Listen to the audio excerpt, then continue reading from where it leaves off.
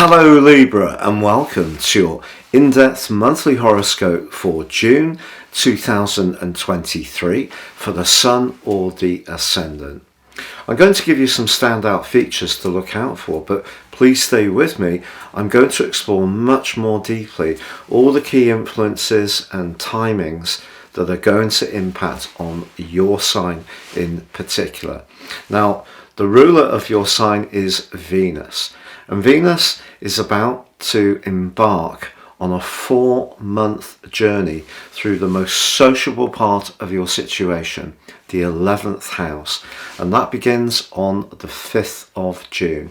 This is really unusual. Usually Venus takes 28 days to work through each zodiac sign, but it's going to be in the super dazzling and charismatic sign of Leo for those 4 months, and it's all because of a retrograde of 44 days which begins on the 23rd of July. But what does that mean for you? It is going to hold particular significance. There's also the welcome that Mars, the planet of passion and drive, is going to show Venus already in the sign of Leo, and the two are going to be very close to each other as June comes to a close. So really excited to share that, but there's lots more to share with you too. If you're a returning visitor, thank you so much for joining me once more. If you're new here, it's great to have you with me. This is very much a community, so please do feel that you can share any comments. I try to interact with each one, but please also click on or tap on the subscribe button. This means every time I drop a video you'll get an alert. Also, if you would like to get your free daily written horoscope fired to your device each morning, totally free, you can sign up for your Sun or your Ascendant, or both. The choice is yours. Please see the link below. And if you would like to ascend above this zodiac broadcast and really embrace more serious astrology and the power of it and how it can influence your future so helpfully, if you give me 3 pieces of personal birth data of time, date and place of birth, I can provide for you your life roadmap report. This can help you to get a much more intimate understanding of the patterns that have impacted on your journey so far, but also how you can capitalize on your strength and avoid some of the challenges that may have repeated themselves. Also, my special package of 30% off, you can get your 12-month personal forecast, totally unique to you, which will give you searing insights for the months to come. If you don't know your time, my new solar package works in the same way, 30% off, the life roadmap and the forecast, but this is based on your sun. And if you enjoy sun sign astrology videos on YouTube, this is going to be something you easily relate to, but can still give you some incredibly valuable insights. Please see the links below for more. Make your way into June. So the Sun is in house 9, your sister air sign of Gemini. So therefore this shares the air triplicity, which is very much about communication, but there's still a big gathering of energies in the 8th house, which is much more dense, much more complex, much more to do with what we can't necessarily see. It's more subterranean. So as much as the Sun being in house 9 is very much about opening things up, being very adventurous, independent, embracing travel, higher education and philosophy, all those very broad strands, the energies in the sign of Taurus are still very intense.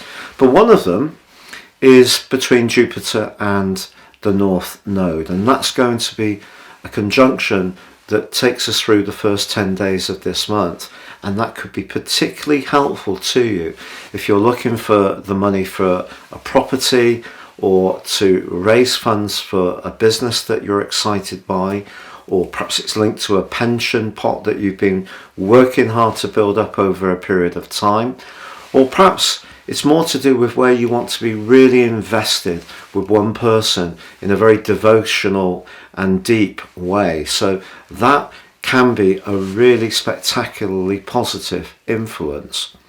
But also, as you come into this month, Venus, your ruler, is in the sign of Cancer, which for you is very much to do with how you connect to the wider world. And your awesome powers of diplomacy and charm can really be heightened in this early part of the month. Now, Venus is in an opposition with Pluto through the first 10 days, but it goes across two zodiac signs, Cancer and Leo. And of course, Pluto itself is in a retrograde in the sign of Aquarius, but on the 11th it inches back into Capricorn. So we have a disassociate opposition, but essentially when Venus and Pluto are in an opposition, we can have opportunities, but opportunities that can be leveraged. So for you, it could be something to do with your professional situation, but it may have an impact on your home and family life. But having said that, you know, if you are wanting to make progress around a more organizational part of your existence, because Saturn in the very ordered part of your chart, the 6th house, is forging a very constructive link with Jupiter, the planet of growth, all through this month within 3 degrees, although they become exact in a sextile on the 19th, which is very enabling. I feel that Saturn is just reminding you that you've been showing a lot of personal sacrifice since 2012, really at times bending yourself into different pieces in order to support others. And Saturn's basically saying to you that it's important that you look after your welfare, your health and your organizational structures, because if those are functioning well, because Saturn is linking so positively to Jupiter, that can see you actually start to make sense of some of the challenges which have been so ferocious for Libran people with Pluto since 2008. That is going to be repeated somewhat through to the 21st of January next year from the 11th when Pluto goes retrograde. But it really depends on where the Sun is, or your ascendant, or other important personal planets in the sign of Libra. So unless they're right at the end of Libra, you're not going to be affected by Pluto in quite the same way as you have been over those years. So that gives us the sort of background as we come into this month. But of course Mars is in that very sociable 11th house. But Mars in the 11th house is really sweet, because the 11th house is very democratic. It's an Aquarius influence, even though the host is Leo. So that gives you extra confidence in social situations. And also the full moon, which occurs on the 4th, is just basically saying that I think there can be some big discussions that go on from the 4th over the following 2 weeks. And if you're wanting to shake up your world, make it more varied, spontaneous, change something in a big way, there could be someone who resists that, a family member, a partner, because they perhaps might prefer the status quo. But that brings us through to the 5th, when Venus arrives in the sign of Leo. Venus in Leo is a very grand influence. Leo is a fixed sign, but it's ruled by the Sun. So it's essentially very much about radiance, warmth. And I feel because for you, House 11 is how you connect and network with others. And because you can be sociable, having Mars here as well, the combination between the two of them suggests that right through to the early autumn in the north and the spring in the southern hemisphere, this could be quite a jolly time for you at times, Libra. So that's what the potential of Venus can be. But of course Venus is not just about charm, relationships. That's very much your influence. Its influence through the prism of Taurus is about money and self-worth. And I think the better the connections you're having with others, the more it's going to feed and validate you in a positive way. So I feel that you can be a people pleaser at times, and there's certainly a lot to be gained by developing cooperative and collaborative efforts with others. So if you are someone who's quite comfortable in group situations, that part of you is really going to be lit up brightly in the next 4 months. But what about Pluto's retrograde? Well, as I said before, I think it's only going to really affect people who were born in the last 2 or 3 degrees of the sign of Libra. And also Pluto does forge a bit of a challenging link with the Sun in week 3 of this month, initially in a quincunx with the Sun in the latter parts of Gemini, and then we have the new moon, which occurs on the 18th in Gemini, which usually for you would be a tremendous green light to do something more daring, travel, more adventurous, more physically rugged or active, or to, go on some kind of go somewhere where you can get together with like-minded people, or retreat, or it could be something that's more active. But this one is compromised by the rather potentially draining, drifting and distorting energies of Neptune. So 6th, 9th, all day long, you've got to be really careful from the 18th for the following month that you don't promise something that you can't realistically deliver on. So it's all very well being a good person, but it's vital that you're good to yourself. And that's what Saturn is kind of keeping the campaign going, to set boundaries. The 6th house is about being of service, but it's also about our health, our physical health.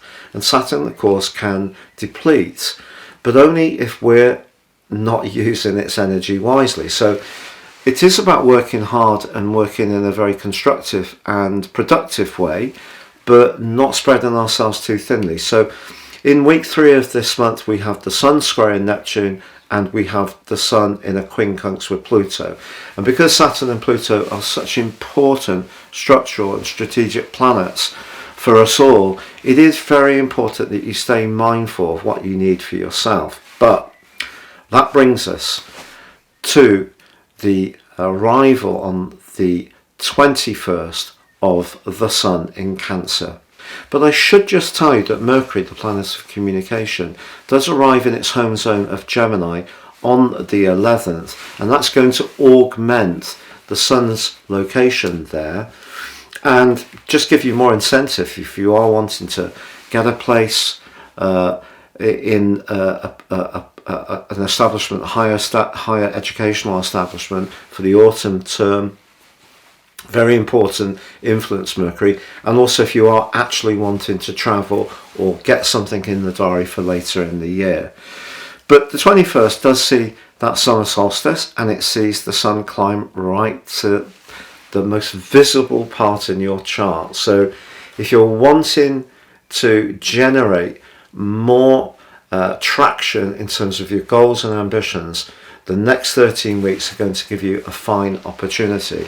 But that summer solstice does forge a quincunx pretty well with Pluto.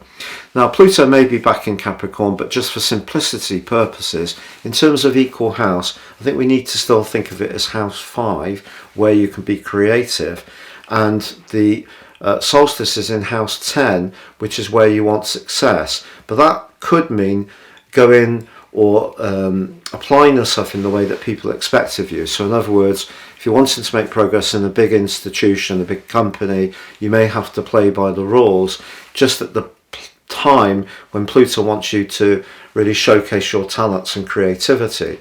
Or we can think about house 4, where it is technically in Cancer.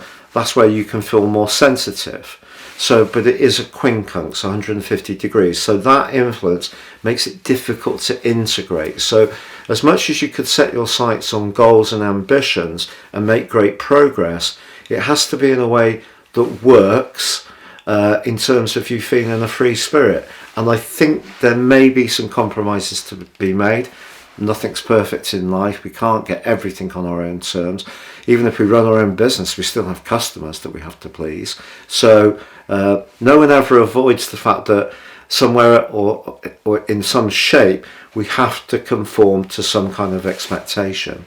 But on the 28th, Mercury joins up with the Sun a week later in the sign of Cancer, which again helps you to elevate your talents, perhaps retraining or applying for a position, doing a presentation, catching the eye of notable people. So that's a great opportunity for you towards the end of this month. And because Venus combines with Mars across the last 3 days, your charm will be significantly important, whether it's to do with your social life, your professional situation, or romantically. The desire that you have is often shielded under that svelte exterior, but the desire is going to be boosted hugely by Mars. And because they're both hosted in Leo, Leo magnifies your radiance. So wonderful opportunity. Also, the Sun is linking brilliantly to Jupiter, so some good news around finances can emerge at the end of this month. It also links very well with Saturn. Rewards can come from all that hard work you've invested. The challenge, well, in the last 10 days, Mars and Uranus are having one heck of a squabble.